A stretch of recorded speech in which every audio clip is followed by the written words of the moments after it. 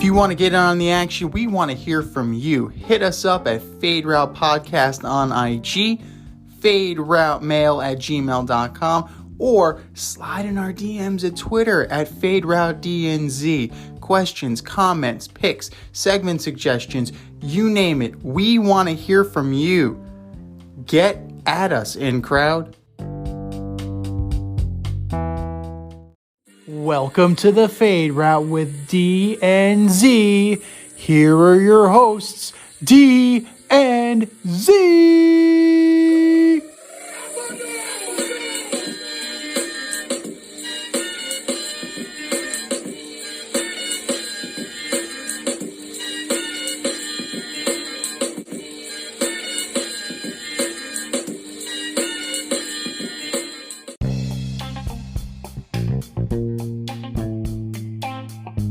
Welcome to this week's episode of the Fade Route. I am D, and with me is always Z. We have a great show for you tonight. We're going to order up the NFC South.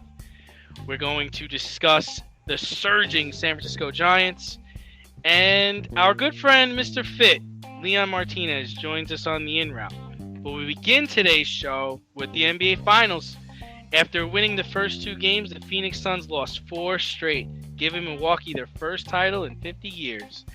Giannis had a monster game with 50 points, 14 rebounds, and he did it the right way. He won with the team that drafted him. The NBA playoffs are riddled with injuries and the destruction of super teams. But, Z, what do you make of a Milwaukee Bucks victory?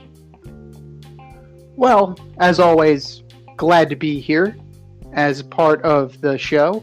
And as the ascendance of a superstar, man, what more can you say about the performance of Giannis Antetokounmpo? 50 points in a closeout game, 42 minutes, 16 of 25 from the field. He only missed 2 free throws, which is critical, right? His bugaboo has always been the fact that he doesn't have an outside shot, and his free throw game of late has been not horrendous. Great, to say the least. Yeah, 50 is a high water mark, so that's definitely a problem. But, it was the ascendance of a superstar. Like, what more can you say? Middleton had a decent game with 17 points. Bobby Porter showed up off the bench, which Big is Bob. great. Yeah, Big Bob. What were the Knicks thinking, getting rid of that guy? But, it's one of those things that you can second guess all you want. They got a big fat donut from PJ Tucker. So he only took 1 shot. So in 36 minutes, I think that if you gave us 36 minutes and 1 shot, I think we could have made that. But that's neither here nor there. As far as the Bucks go, they did what they needed to do.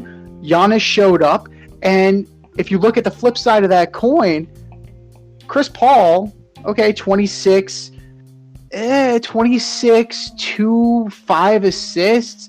Not a great game by any stretch of the imagination. And the 2 kids didn't really show up either. You had Devin Booker with only 19, DeAndre Ayton with 12.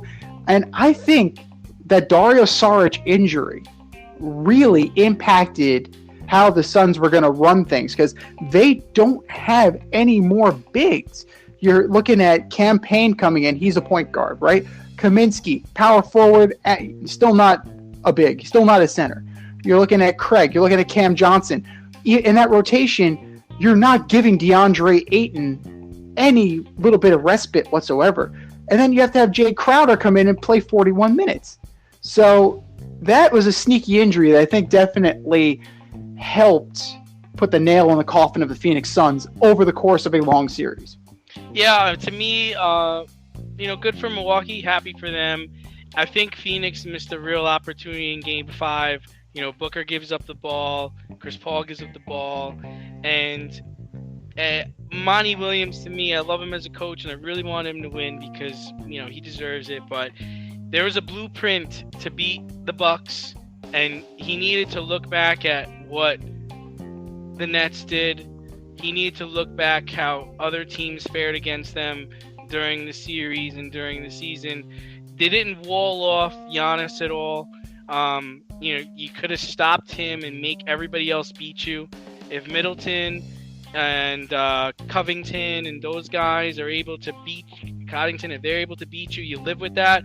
But you can't be letting Giannis go for 40 and 50 and think you're going to come out on top. They had a 2-game lead, and man, only 4 or 5 teams have ever come back from 2-0 to win, and I would have never guessed the Milwaukee Bucks were capable of that.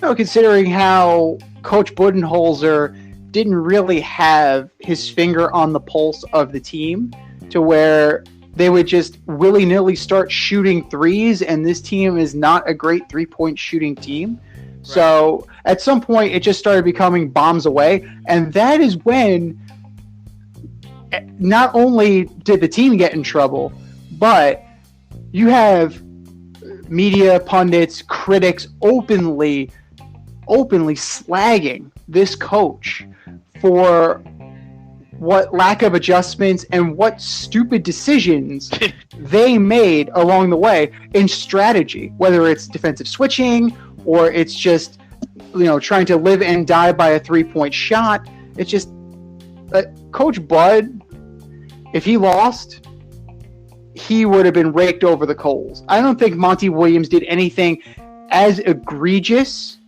in his losses compared to what Coach Budenholzer did over the course of this series. And it wasn't just the finals. He'd been criticized in previous series for similar mistakes. Yeah, and the thing about it is he made some adjustments, but like you said, everybody was really ragging on him, even us. We did too. I'm not gonna lie. But you gotta make adjustments, and I think he didn't make the right. I don't think Monty Williams made the right adjustments, and at the end of the day, the best team did win. So I think we're satisfied with the outcome. Oh, absolutely. I mean, you were hoping for a long series. You got a long series. I think the most disappointing result would have been a sweep in either direction. Definitely. Just from the simple fact that on the one side you had Giannis, right? On the other side you had Chris Paul.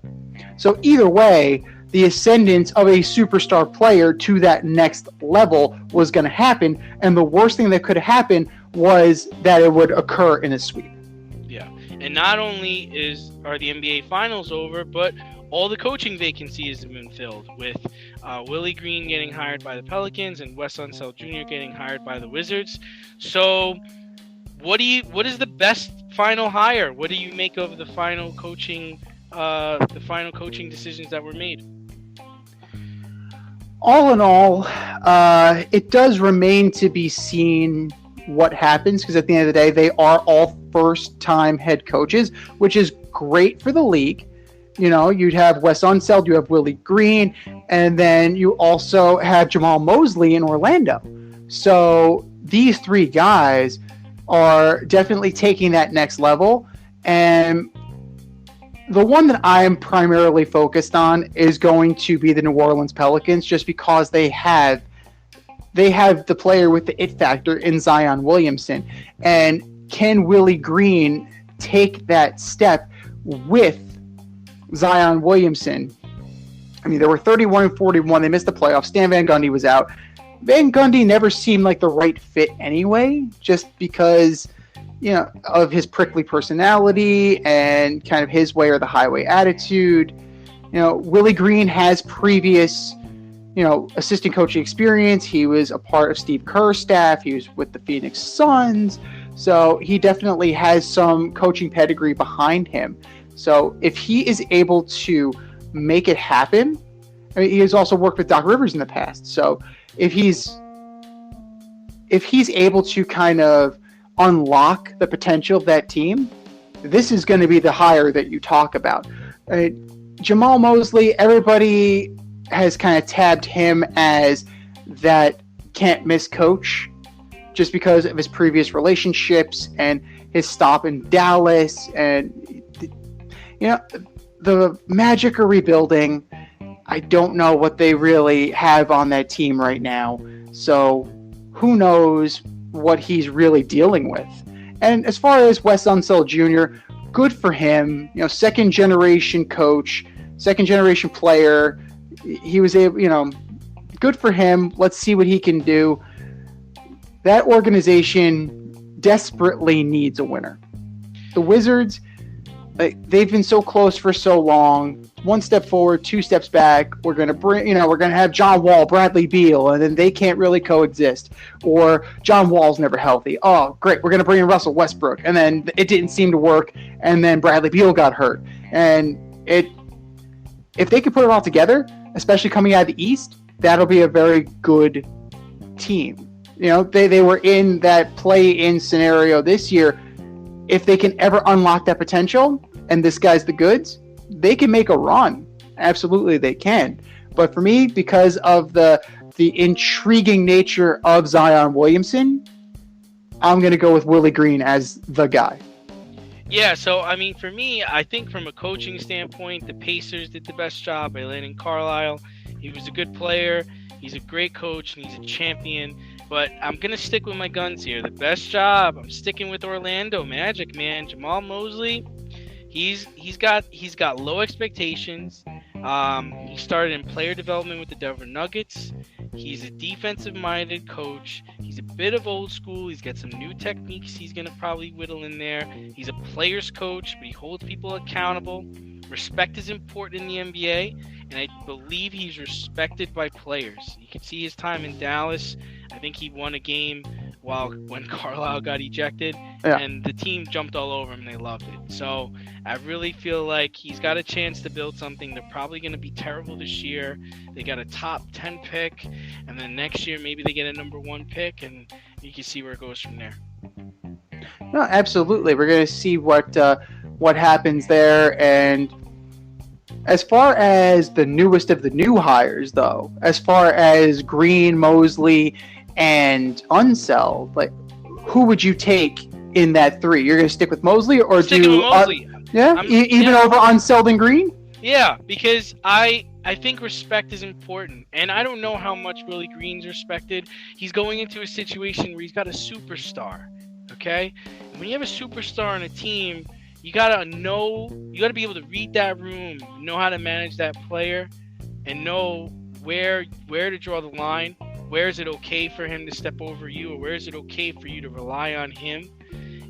That there's a lot to be answered there. And even with the Wizards, with Unseld Jr. going into there, you got Westbrook. It's a big personality, man, and you got Beal, who's a superstar player, likely to possibly could get moved.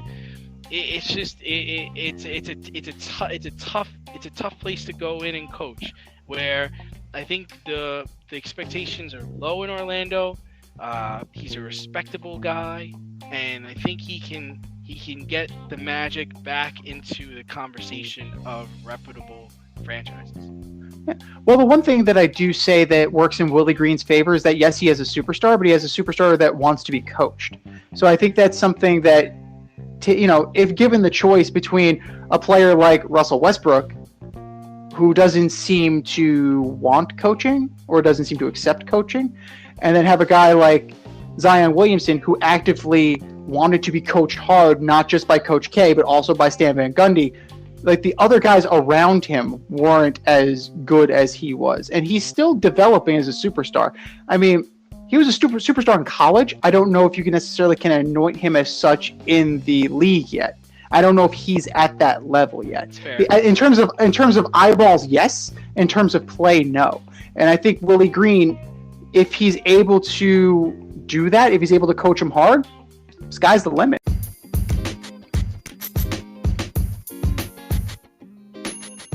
Your favorite podcast has its own merch line now. Go to teespring.com, type The Fade Store into the search bar, and have access to our sweatshirts, t-shirts, long sleeve shirts, tank tops, and much more on the way. That's teespring.com. Type in The Fade Store at the search bar and show your boys some love.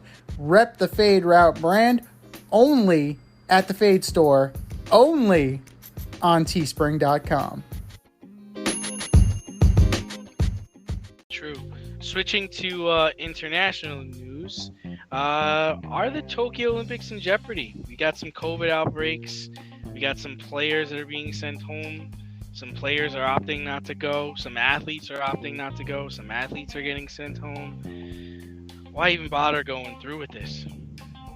Well, I'll tell you a team that is embarrassed that they did show up. That's the U.S. women's national team. Got blanked by Sweden 3-0. Come on, what are you guys doing? Sweden's a good team, though, right? Sweden is a good team, but it's a good team. This is the U.S. women's team. It's not the U.S. men's team. Like this team. This team has expectations. 44 straight matches, and they like this team is the goods. Like, you know, in terms of American soccer, like this is the goods. So whether or not this takes them down a notch or humbles them a little bit, like we'll see what happens. But as far as these games going off, I don't see it, man. If COVID cases continue to rise, especially as you are bringing in people from all four corners of the earth, it just doesn't make any sense from a public health standpoint. Even if you're not putting people in the stands, you're still putting people in close proximity to each other because you're having them live with each other over the course of this tournament, over the course of this event. So Toshiro Muto says officials will make the decisions about the viability based on what happens, but it may be too late by the time they realize that. So it's already been postponed once. Just can it. Just can the damn thing. Yeah, unfortunately, the answer to everything is money. Yeah. The truth is, we should not be going through with these games. Only 25% of the Tokyo population is vaccinated.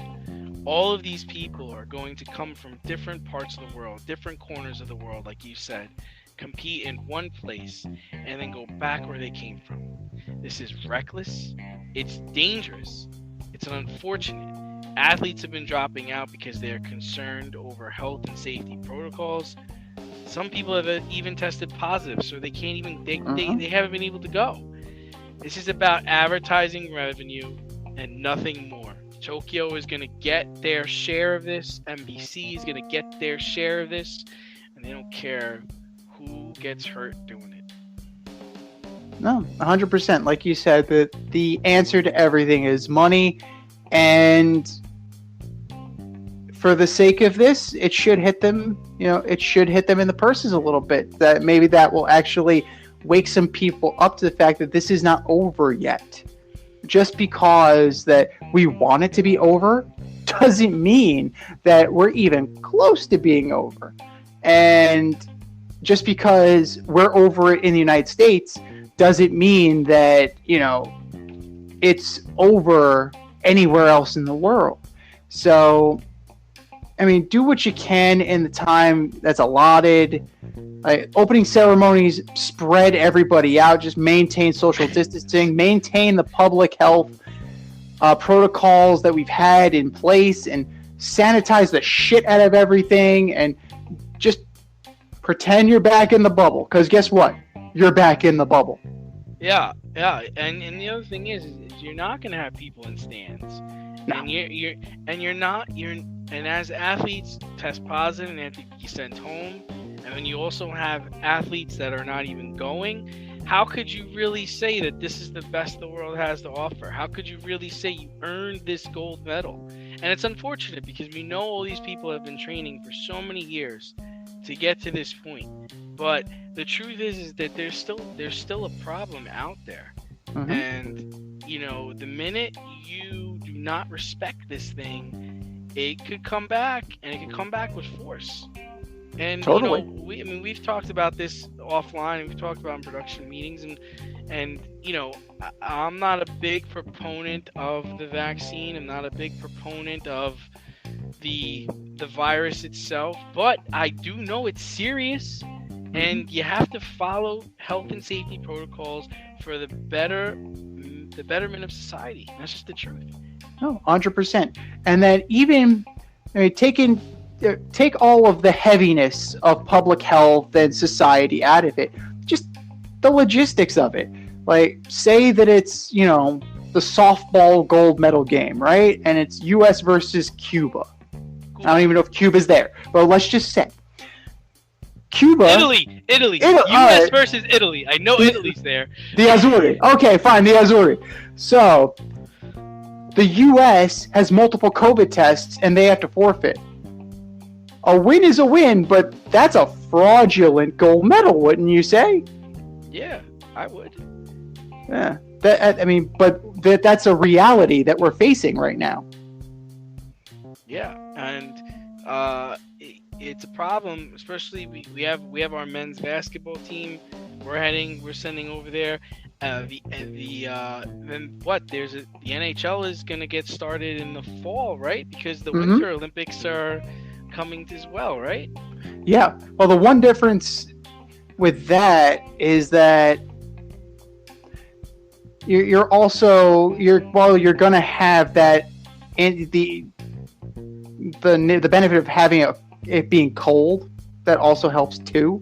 So you're more inclined to put a mask on. You'll be more inclined to follow the social distancing. People, like I've seen it. Just I'm not going to compare walking around the streets of the Bronx to the Tokyo Olympics, but people are just like, hey man, it's willy nilly, baby. I'm not going to wear a mask. It's beautiful out. What do I care? I'm just. I think Canada just opened its borders to Americans like recently. Yeah, it just opened the borders to the Blue Jays. Yeah, and you have to show your proof of vaccination, I believe. That reminds me, I think I lost my vaccination card. That's not good. No, that's not good at all. I gotta find that thing. Yeah, otherwise you're not gonna be able to go to Canada. In other news, the Rams, the Super Bowl bound Rams, their running back Cam Akers tore his Achilles this week. Do you see a Rams reunion with Todd Gurley?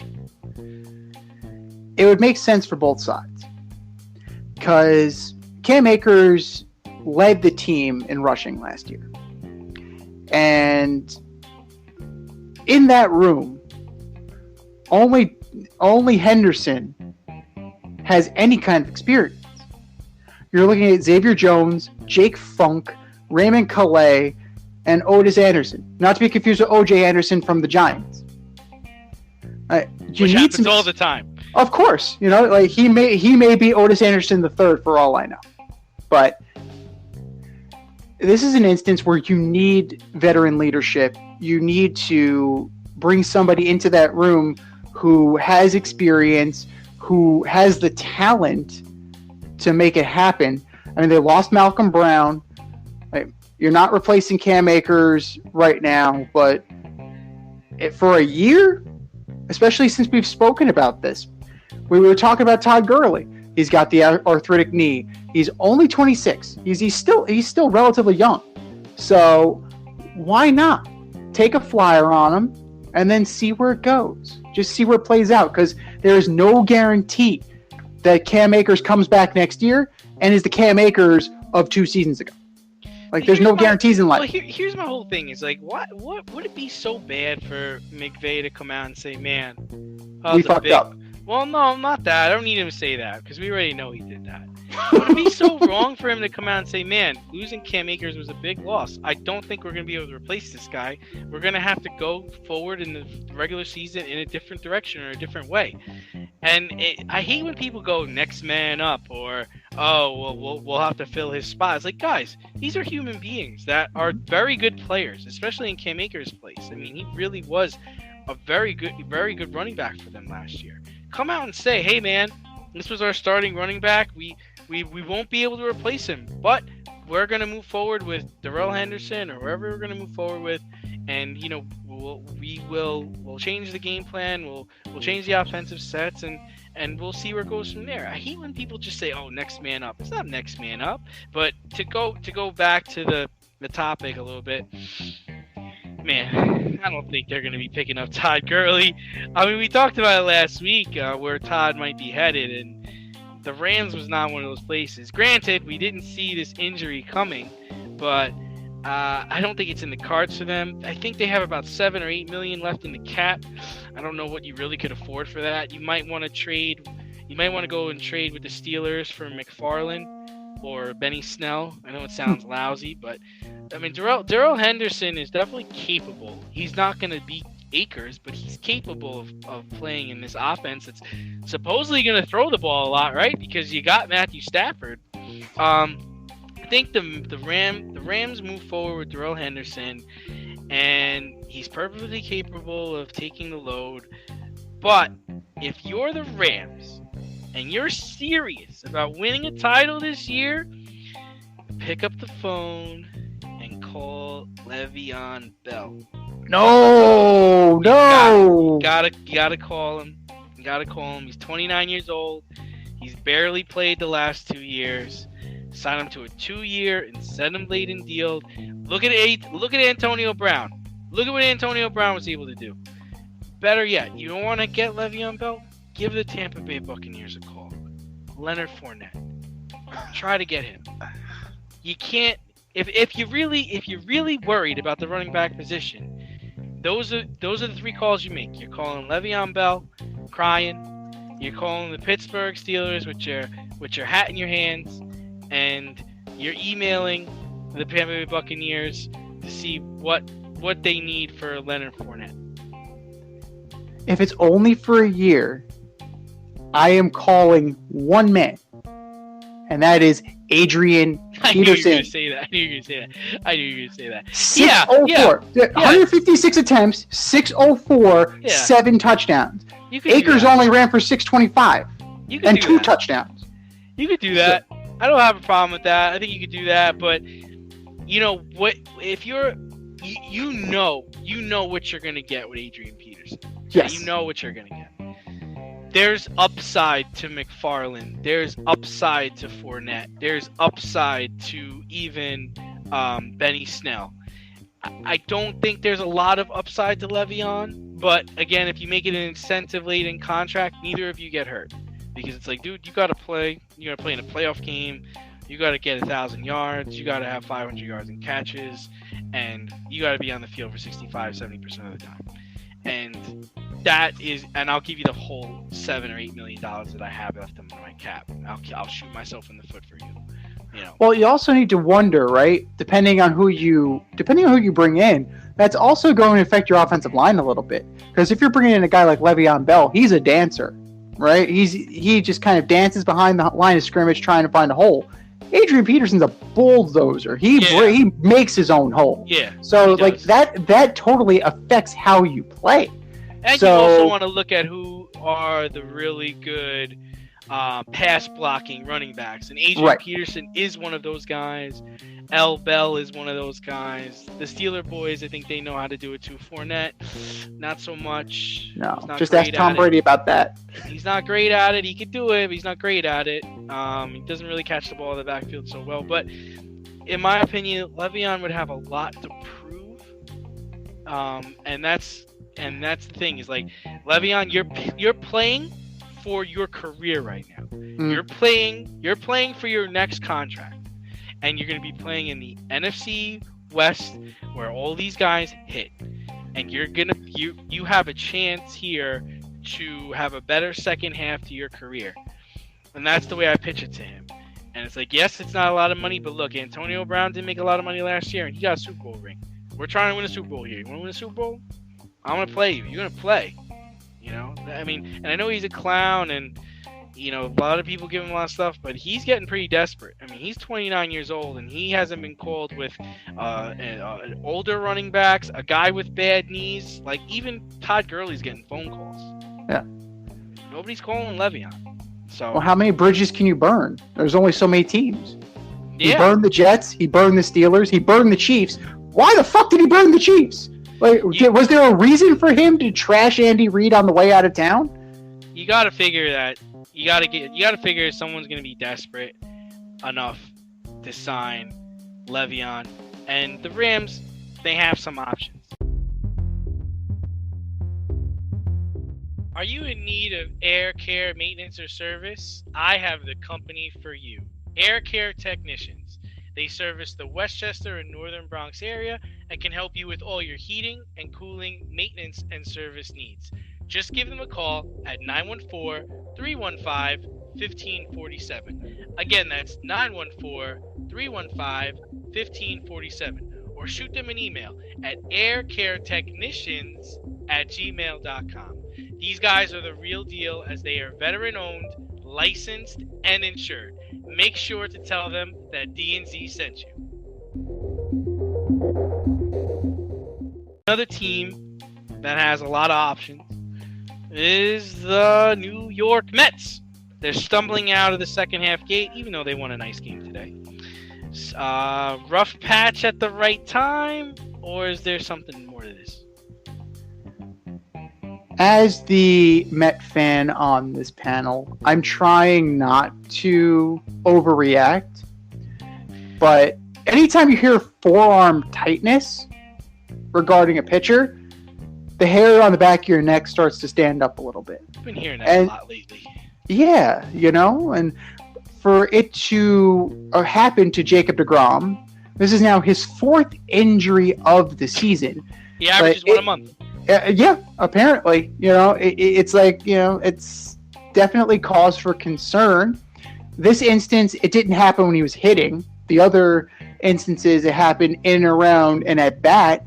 So universal DH cannot come fast enough. You have an oblique strain for Francisco Lindor. So that's going to be a while. So then you're playing well anyway. So what does it matter? I mean, he's been picking it up. He's not the back of his baseball card, but you love him. You defend him. You defend him like he's your brother. Like he's having an awful year by his standard. But in terms of Major League Baseball standards, he's about league average, man, and that's sad. That is sad. Edwin Diaz, he's coming back to earth, right? From play narco, this guy's unhittable. I never fell into that trap. I knew Edwin Diaz was friggin' garbage. And now you took away his sticky stuff.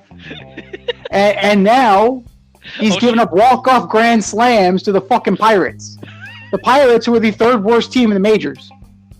Hey, don't give me that crap.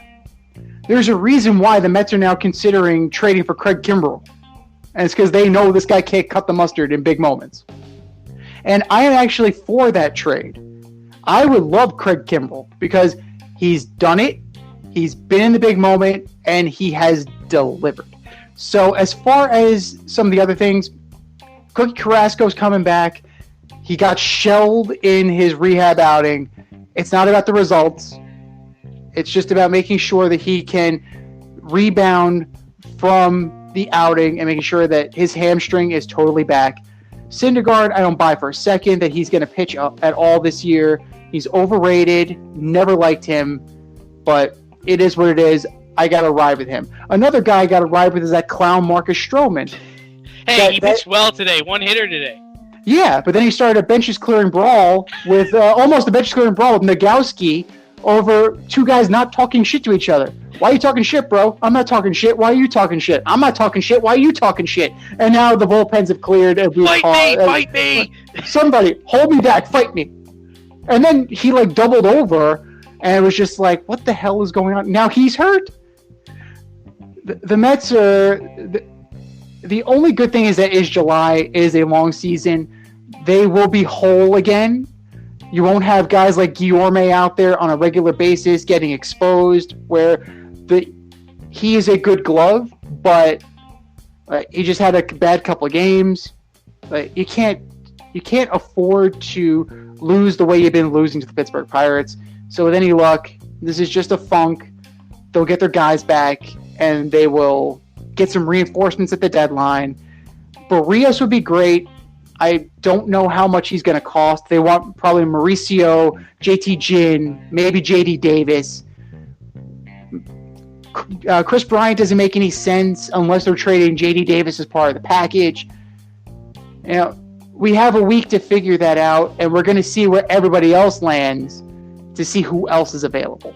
So I'm saying I'm holding on. I'm not panicking yet. This too shall pass. Yeah, I mean, kind of like we talked about. This guy DeGrom, he's hurt every month.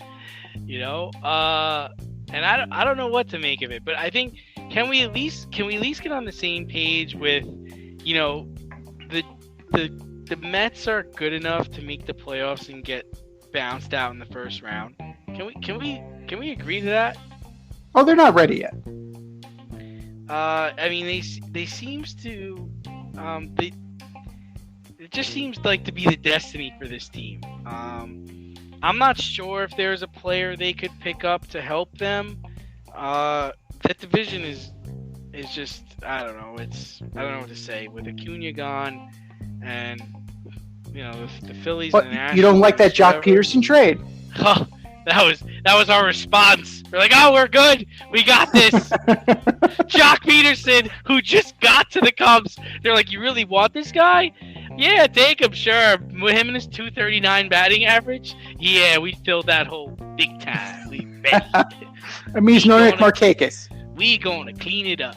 We gonna clean it up. Yeah, I wish they called Markakis, but yeah. So I mean, I think it is what it is. I mean, I've been saying this about the Mets all year. Eventually, this is gonna right itself. It's nice that they're in first place and they're doing really well. And you keep saying, they have more games to play, they're behind, but it has nothing to do with that. It has to do with their competition. Once they get into the playoffs, they're gonna play real teams in a real series, and they'll be exploited and they'll be gone. I don't know about that because they already knocked off the Padres, who is one of your darlings. So Yeah. We'll see. Like, I mean, anything could happen. What needs to happen first and foremost is that they are healthy. Because if you go into the playoffs healthy, all bets are off.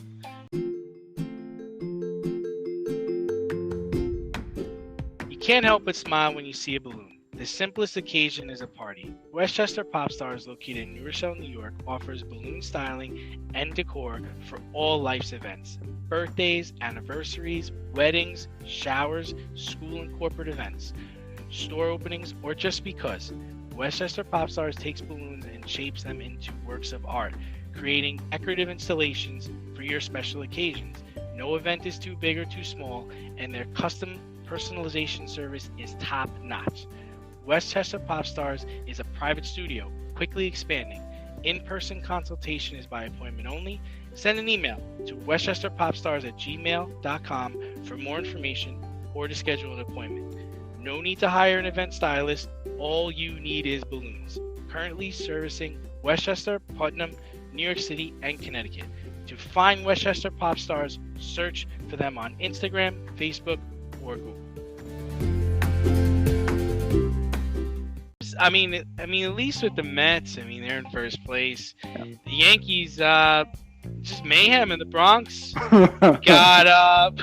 You got people throwing baseballs at players on the field. We got fights breaking out in the stands. This is all during a Red Sox-Yankees series. Is this embarrassing, or is this just a renewed rivalry? Dogs living with cats, mass hysteria. But enough, I get the point. Enough. We're good. Just to go back on the previous topic, Francisco Lindor 2.1 WAR for this season. So if you believe in war, it is both. It is a rivalry renewed between the fans who haven't seen each other in a year, and they still don't like each other. They seem to be fighting each other. Yeah, he's holding his left a little low. That might hurt him in later rounds. But it is embarrassing for the game. It absolutely is embarrassing for the game, too, because this is something you built up to for this season. We're like, yes, fans are finally back, and we're going to have what we didn't have last year, and it's going to be that energy and that momentum.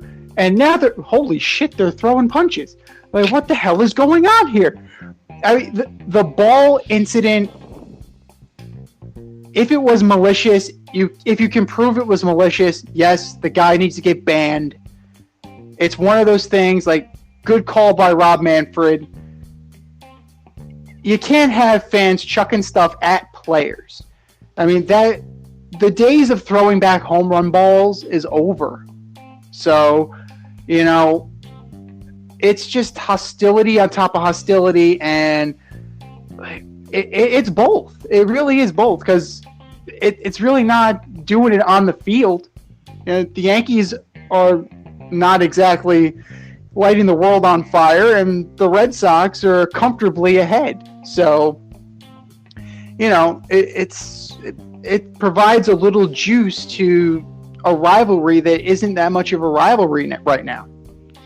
Yeah, I mean, I'm gonna say it's embarrassing. There are two sides to the Alex Verdugo situation. Okay, I love souvenirs, and as a kid, I always wanted a player to throw a ball to me up in the stands. I mean, that's what I always wanted. I think every kid wants that.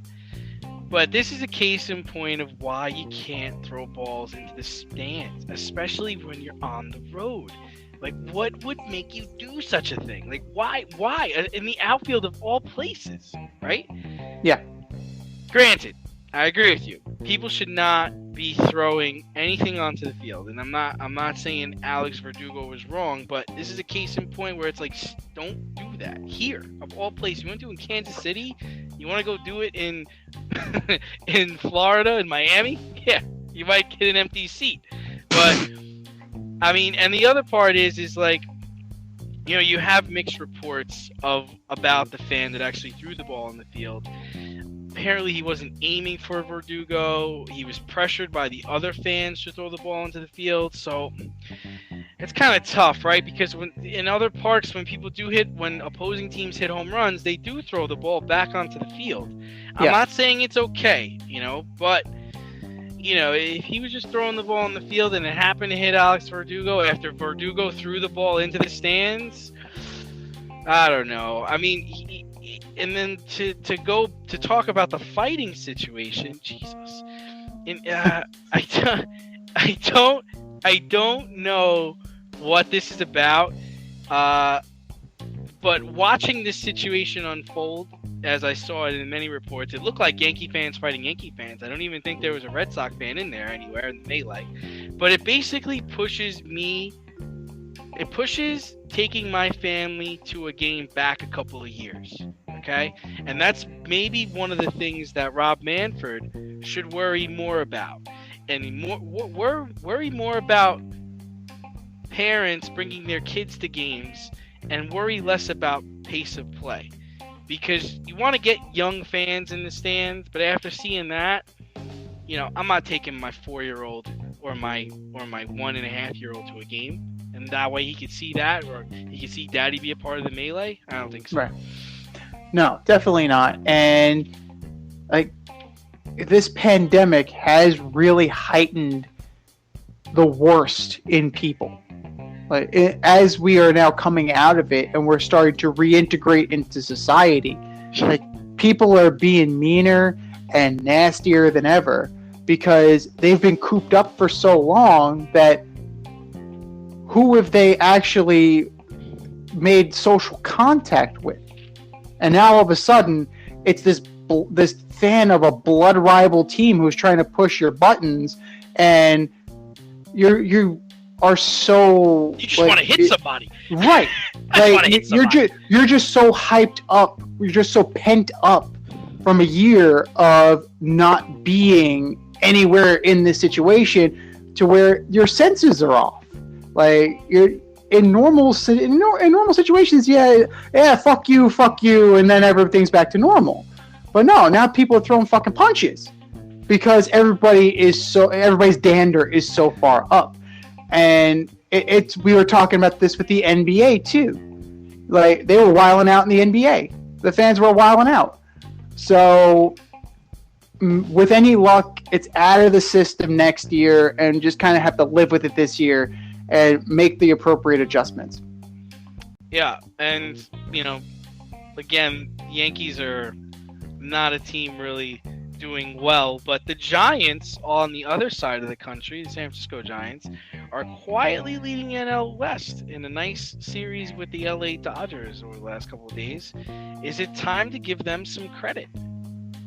Absolutely. It's absolutely worth giving them credit, particularly to Brandon Crawford. Brandon Crawford is having a sneaky good year. He was an all-star. You're looking at 286, 18, and 58. Nice job. Like, batting average-wise, they're pretty run-of-the-mill. They're 11th in the league, 8th in on-base percentage, so they're definitely, they're getting the job done there. Slugging, 435. They've scored 463 runs, so the pitching is what's interesting. I mean, They have the second best ERA as a staff. Their WHIP is a little over 1, which is number 1. Batting average against, it's 3rd. So, I mean, their batting average against is only 221. You have the likes of Kevin Gausman and Anthony DeSclafani and, the corpse of Johnny Cueto. That's the anchor of your team right now on the mound. And then at the plate, Buster Posey's having a resurgent year. Already mentioned Brandon Crawford. And then Mike Yastrzemski's having another solid year. So, do they have a bunch of no-names and a bunch of cast-offs? Yeah, absolutely. But whatever they have right now is really working. And if they can add at the trading deadline, who's to say that, they don't make a more serious run compared to a team like the Dodgers and the Padres, which were very well hyped and have met the hype. I'm not saying that they haven't. The Dodgers and the Padres are playing well, but credit to Gabe Kapler.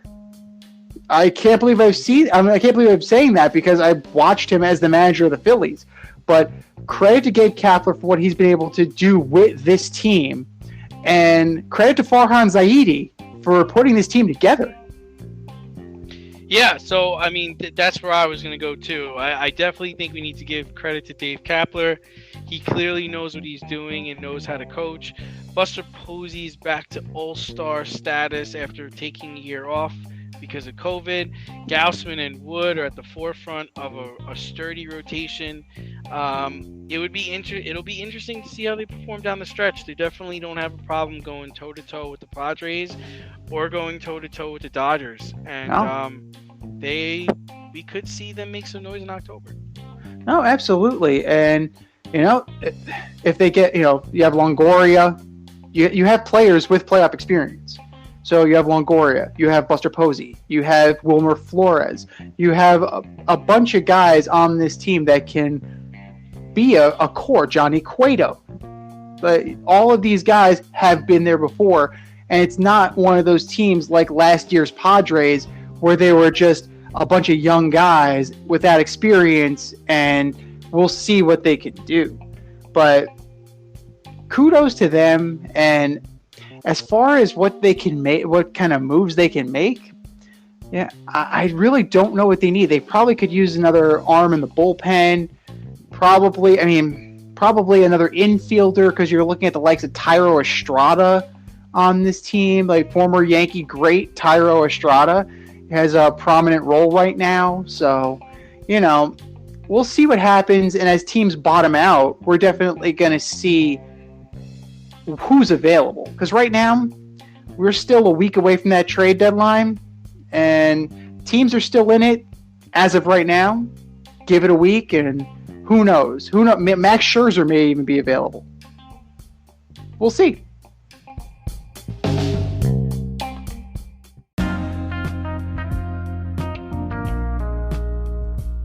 It's the In Route, where friends of the show get a special segment with us. Want to get in on the action? Want to be part of the in crowd? Hit us up, faderoutemail@gmail.com, or slide in our DMs at Fade Route Podcast on IG.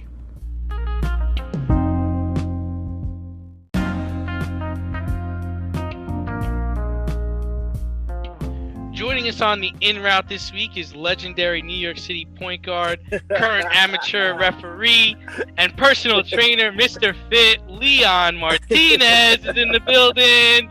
What's going on, man? How's it going? Welcome to the show. D, what's good, man? How are you? How's everything, brother? Just surviving. That's the name of the game these days. I hear you, What's man. up? What's up? What's going on, brother? How are you? Living the dream, brother. You know how it goes. I hear you, man. All right, we're gonna jump. First of all, I want to just say congratulations to you guys on this. This is a podcast. Yeah, podcast. Yes, sir. Listen, guys, this is a great movement. I'm glad you jumped on it. I wish y'all guys the best of luck in the future with it. I appreciate the honor of being on it right now tonight. Oh yeah, you're gonna become a regular. You can count on that. All right, we're gonna kick it off early. We want to jump right into these NBA finals. They're over.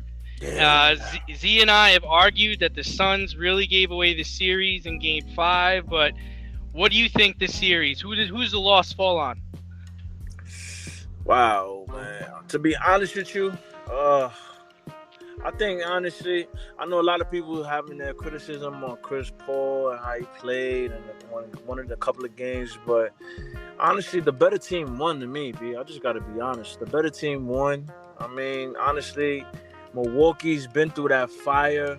I mean, they got over the hump with the trade with Drew Holiday, and I think they were just well prepared. I mean, being down 0-2, I just felt games 1 and 2, they had the jitters.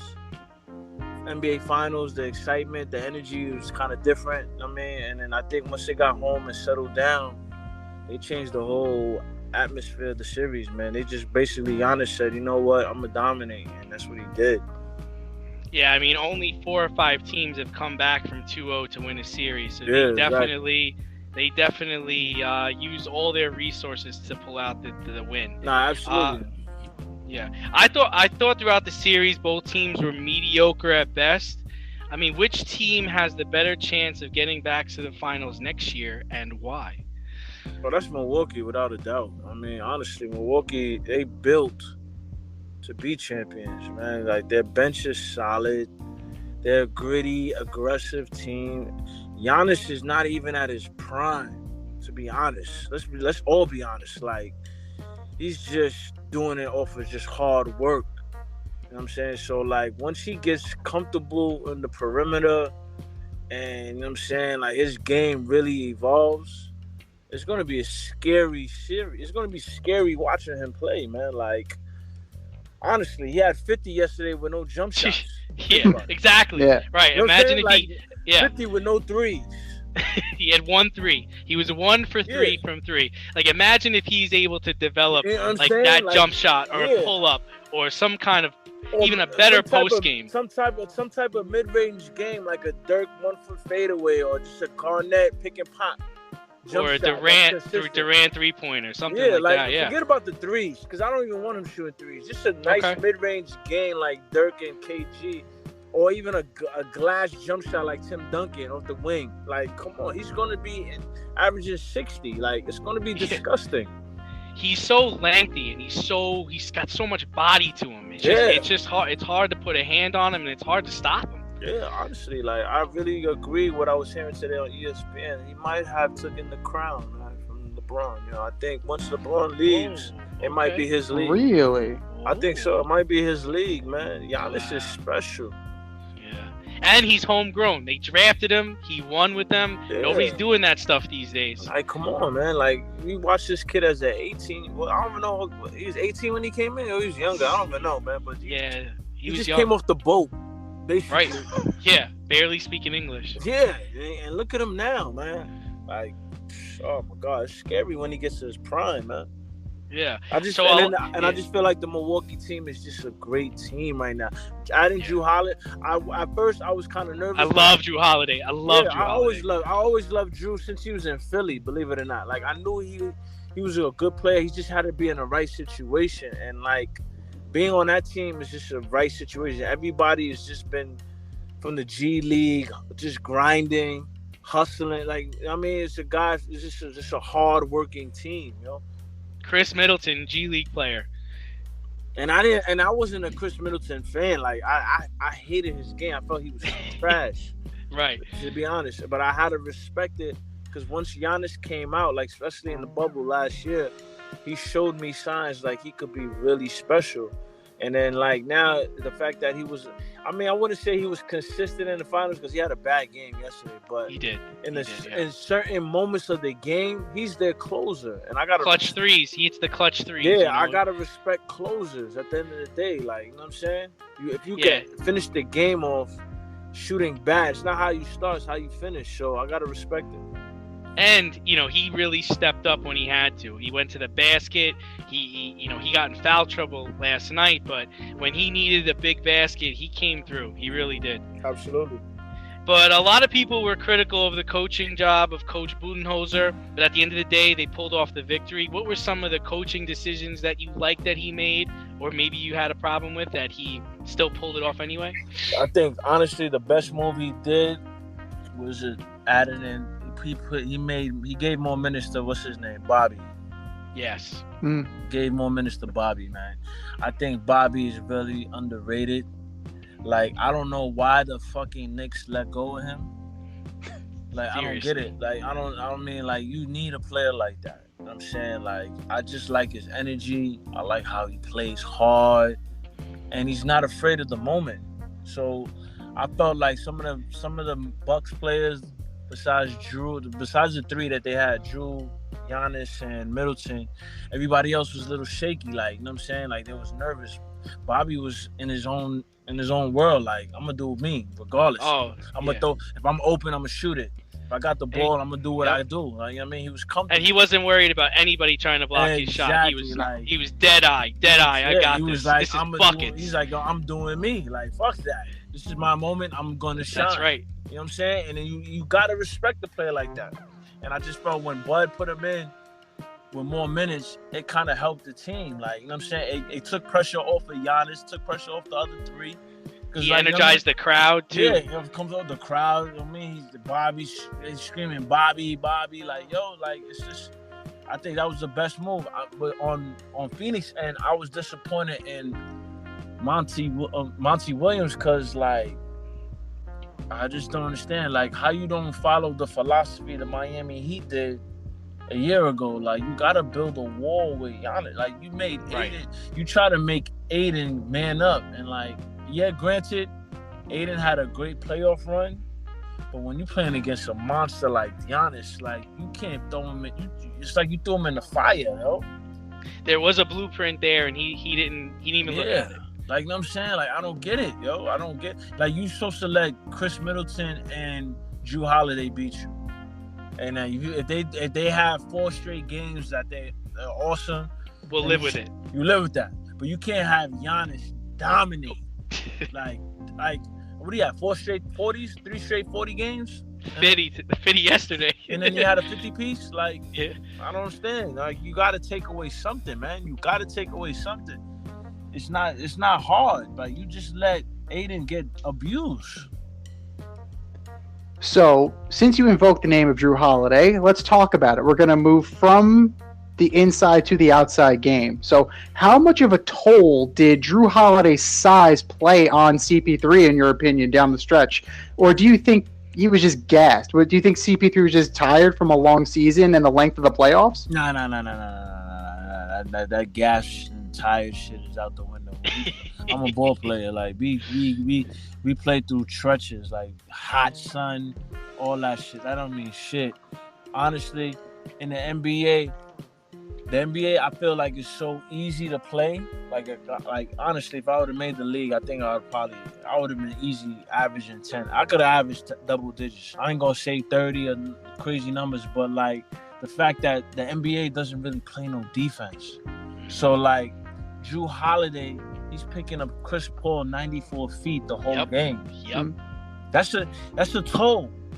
To be honest with you, that's a toll on your body.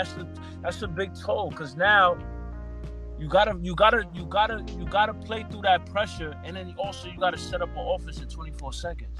Yep. You know what I'm saying? So it's like, by the time you pass half court, after somebody's hawking you for 94 feet to just get past 8 seconds, now you get past half court, you got to run a set, but you got this guy still hounding you. You know what I'm saying? So it's like, I felt like he made Chris Paul more like of a scorer, and, like, that could be a gift and a curse, because now you see Bridges, his numbers go down, Crowder up and down. Like, you know what I'm saying? So now it's a guard's game. It's basically the 2 backcourt, Booker and CP3 versus a 5. Because the other guys are out the game. Like, CP can't get them involved. Because Jrue Holiday's too much pressure. And then the guys don't knock shots. So, I mean, it was just, I thought Jrue Holiday was big. His defensive presence was incredible. Like, he made Booker work. Booker didn't have easy 40-point games. And, I mean, he made him work. CP3 had to work. So, you know, I think Holiday was a big pickup that Milwaukee needed. Well, speak of the name, and we'll talk about him too. Devin Booker. A few weeks ago, Stephen A. Smith made a rather controversial comment comparing Devin Booker's game to Kobe. Do you see any similarities there, or is Stephen A. just talking out his ass? Yeah, I'm kind of disappointed in myself because I was one of those guys that felt like he was 100% accurate on that, but I have to take it back off the simple fact that it's just one Kobe, man. At the end of the day, nobody could really have that Mamba mentality. Like, Kobe would have, some way, somehow, would have found a way to win this series. I mean, Booker's a great player. I love his footwork. I love his game. But, I wouldn't say Kobe. I wouldn't say Kobe at all, man. It's hard. Kobe was just, it was special. I mean, everybody criticized him with the whole mimicking MJ's game, but he had he had his own little style. He had his own little swag. And that whole Mamba mentality is just not refusing to lose. You know what I'm saying? So it's like, Booker didn't give me that. Like the performance he gave me yesterday, I felt like Kobe wouldn't play like that. I don't know. Kobe wouldn't shoot over 7 from 3. Yeah. You know what I'm Game saying? 6. Like I'm saying, like, it's hard. Booker's a great player, but that Mamba, me personally, I feel bad because Kobe's my favorite player. Like, and I kind of agreed with Stephen A. and I got to take that back. Like, nah, my bad. I got excited for the moment. I mean, we've been critical of that comment too. I know D has been slagging on Stephen A. for that, and my argument, my position is that Devin Booker is still young, so he can still grow into that. But right now, hell no, not even close. No, nobody, no, not even close. Nobody. No. So we'll get you ahead on this one, Leon. So where does Giannis go from here? Right. So 26, got the world on string. Just won his first chip. Does he get more, or is this the peak, in your opinion? Nah, I think honestly, it's going for the rest of this, for the next 3 years. It's going to be the same Eastern Conference Finals: Brooklyn Nets versus the Milwaukee Bucks. Wow. Okay. I'm being honest with you. Like that is going to be this Eastern Conference Finals for the next 3 years. Well, that's why we want you here. We don't want you to bullshit us, We want you to give us the hot takes, bro. Like that's why you're here. Like, real talk. Like, and I'm looking forward to that. Because I really would like to see Giannis, KD battle it out to get to the finals. You know what I'm saying? Because either or, whoever wins that series is going to win a chip. Because the West, I love LeBron, and I love my Lakers. I'm a big Laker fan, but like, I think we might be done if we don't get that Damon Leonard or one more superstar, because AD ain't gonna do it. AD ain't gonna do it by himself once LeBron leaves. So I don't know. I'm looking at the East might dominate again, man. It's time for the East to take that reign. So like with Giannis winning a chip for the East, yeah, I don't see him. I won't be surprised if they go back to back. I'm being honest with you. Well, that is bold, and that's why we got you here as part of the in crowd on the in route, Leon Martinez. So thank you for joining us, brother. And if you got anything to plug, social media, anything, now would be the time. Oh, so once again, like you said earlier, yes, I'm a personal trainer from the Bronx. I'm currently working at a new facility off of Tremont Avenue. If you guys ever around the Tremont area, Throgs Neck, 3448. It's called Underdog Boxing Fitness Gym. I'm a trainer there. I do a lot of clients there. I do classes in the mornings, Monday, Wednesday, Friday. I love the personal training. This is my thing. This is like my craft, besides also a basketball official. You guys can see me at Dykeman, Orchard Beach, Watson, Gun Hill. I'm the neighborhood ref. I love being part of basketball. I love being part of fitness, helping the community out. Feel free to follow my Instagram pages. Basically my business Instagram page, which is Watch Me Work Fitness. You guys can take a look at my work, and just holler at me, man. If you ever in need of just any guidance of being a referee or just any guidance of staying in shape and staying healthy, just follow me and ask me, DM me, and I'll be glad to help. I just want to help give back to my community. Love it. Love it, man. Appreciate it. Next time we're in Pelham Bay Park area, we'll give you a shout, bro. Oh, yeah. I'm outside, too. Also, good weather. I'm at Pelham Bay Park doing my thing, too. You can catch me early mornings as well. We'll definitely have you back during the football season because we love your Patriots. My Patriots got to redeem themselves, man. I'm still diehard Patriots, man. Don't get it twisted. I love Tom Brady. I'm happy for my Captain America, but I just feel like right now, Cam got to get one more chance, man. But I love the draft pick that we got. He's ready. I know he's NFL ready. So Cam, I'm gonna just give one more. I'm gonna give one more faith for Cam to hold us down. But I like the moves that we did. Bill finally took out that wallet and took some money out. Dollar bill. You know what I'm saying? So like, I think we're gonna be all right. We're gonna definitely compete with Buffalo Bills, man. So I don't want all these Buffalo Bill fans to get too excited. We're coming back to take the throne, man. Go Patriots. There you go. The newest member of the In Crowd, Leon Martinez. And if you want to be a member of the In Crowd, hit us up, faderoutemail@gmail.com, Fade Route Podcast on IG, or slide in our DMs at FadeRouteDNZ on Twitter. And who knows? You might be the next member of the In Crowd.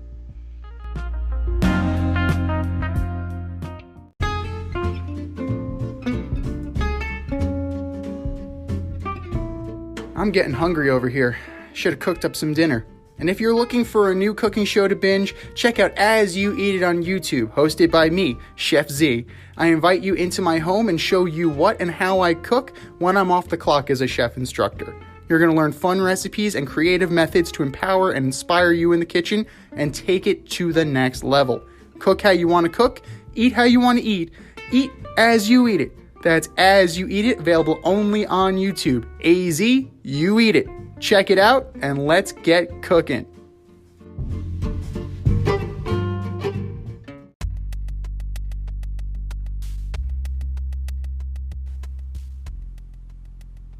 Order up!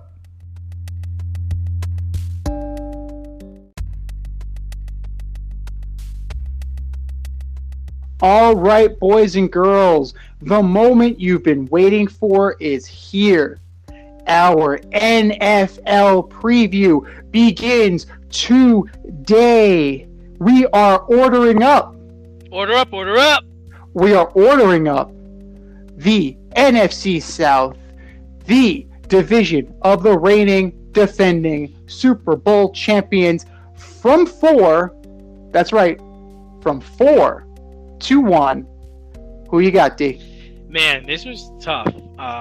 Basically what I did was I just wrote out a bunch of information on all 4 teams because I really struggled to put a hierarchy here. So number 4 in the basement for me is the Falcons. Okay, Arthur Smith, Matt Ryan, Ridley. They need another year to figure things. Mike Davis, which I think he's gonna play well for them. They need another year to figure things out, especially on the defensive side of the ball. Yeah. Okay. Number 3, I'm gonna go with the New Orleans Saints, and I'm gonna say Jameis is gonna get in there and he's gonna do a decent job, but I think it's gonna need another year for him to excel in that Sean Payton offense. And I'm not saying they're gonna be terrible. I just think they're gonna be around 500, maybe a little better than 500. And here's a surprise for you. I got the Bucks in 2nd, and I think what? I think it's extremely hard to go back to back, and I'm talking about Super Bowls, okay? And they definitely have the players. They're returning all their starters. I just don't know if the hunger's there. I know the hunger's there with TB12, but I don't know about the rest of the team. Now, let's remember last year. They did make the playoffs, but they did struggle. They barely won some games. They barely beat the Giants. They lost to the Saints. They did struggle at times. Tom's a year older. I'm not betting against my boy. I think he's still going to have a good year. I just don't think they're going to top the division. Injuries, shit happens in football. My number one is the Carolina Panthers. And I really think this is going to happen because they got a young defense. They have their quarterback now in Darnold.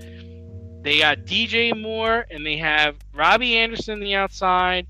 They have Christian McCaffrey's coming back after injury.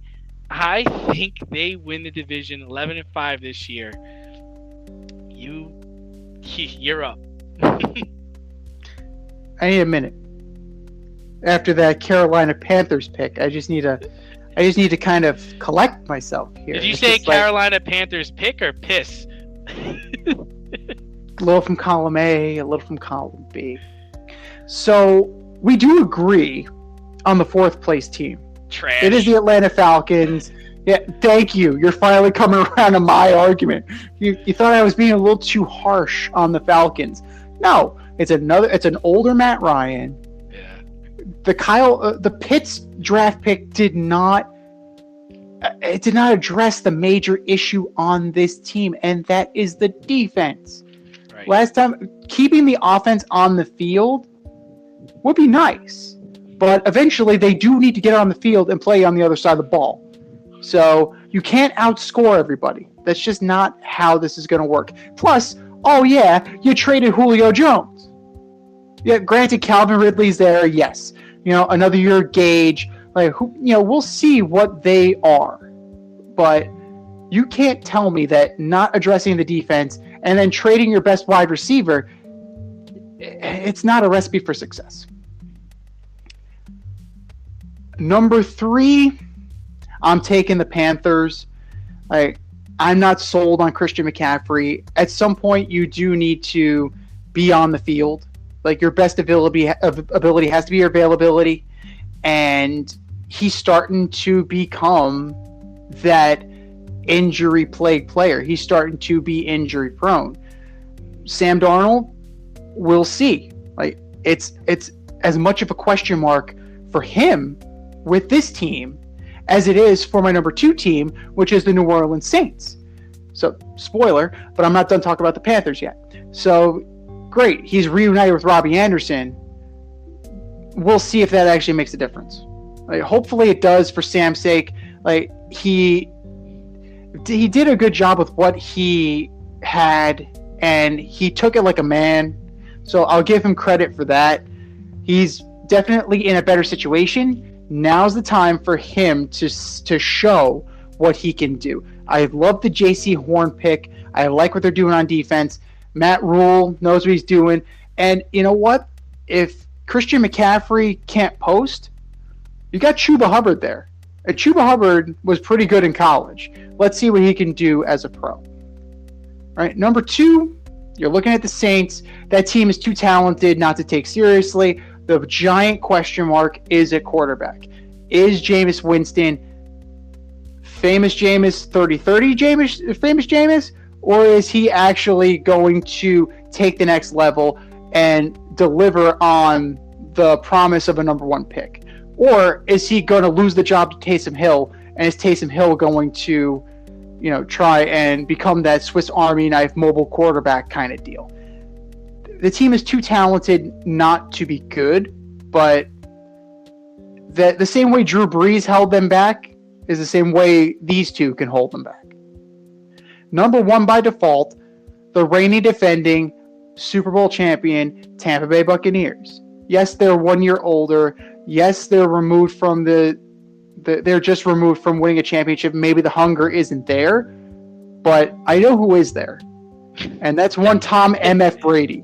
And Tom M.F. Brady will not let them slack off, because he personally will not slack off. And he will drag people kicking and screaming to victory. We've seen it done. So, yes, I understand that he's 44. 44 ain't 34, ain't 24. But until it happens, I'm not betting against them. So those are our 4-1. What's your 4-1? Hit us up, faderoutemail@gmail.com, Fade Route Podcast on IG, or slide in those DMs at FadeRouteDNZ on Twitter and let us know what your picks are. This has been the Fade Route with D&Z. Thanks for tuning in tonight. You can catch our podcast on Wednesday nights on the Anchor, Spotify, or wherever you listen to your podcast. Until next time, stay faded, everyone. We'll talk to you guys next week. Thanks for listening to this episode of our podcast. If you like what you heard and want to hear more, be sure to like and subscribe on your favorite podcast platform. Rate us 5 stars, leave us a review, turn on subscription notifications, and tell your friends. Spread the word, spread it wide.